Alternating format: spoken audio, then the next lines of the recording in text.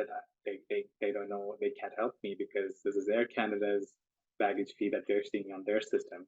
The cost of traveling has gone up, so Canadians are doing their best to budget for an upcoming trip. But what if you're on vacation, about to pay for an anticipated cost, and the price is actually much higher than you were initially told? A frustrating experience echoed by Siju Varghese after he was forced to pay an unexpectedly high baggage fee when boarding the first leg of his return flight home to Canada. Why am I being charged so much baggage fees when the ticket says it's only $75? In January, he and his travel partner boarded a flight in Edmonton, an itinerary booked through Air Canada, which included connections through Toronto and Bogota, finally landing in Quito. On his way there, his Aeroplan card covered the cost for checked luggage. But on his way back, when checking in with Avianca Ecuador, an interline partner of Air Canada, they were asked to pay $170 US per bag. They showed me on their system that's what Air Canada is saying that should be charged for baggage fees. And I told them, well, here's my Air Canada ticket. It shows my baggage fee should be $75 at the most.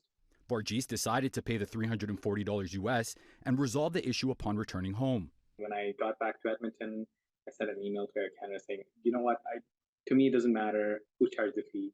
All that matters to me is I have a ticket issued by you, Air Canada, and on the ticket it says $75.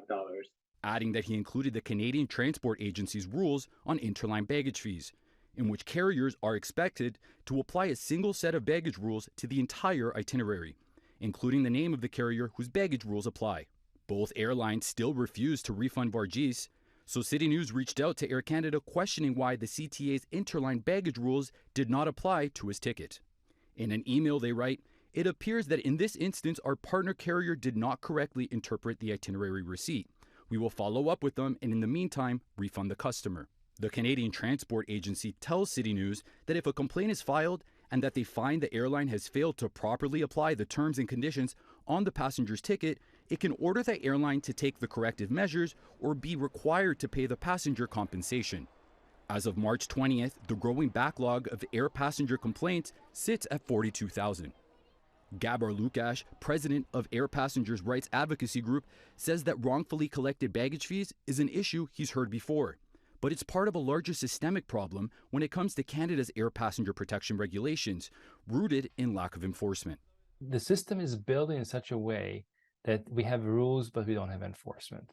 He's hopeful that a private member's bill introduced in March, alongside a petition, will enact positive change through a list of 21 recommendations that include closing existing loopholes. What Bill C-327 does is fixes the framework to match the European Union's gold standard in a number of key areas. A quick search online and Varghese realizes that he's not alone.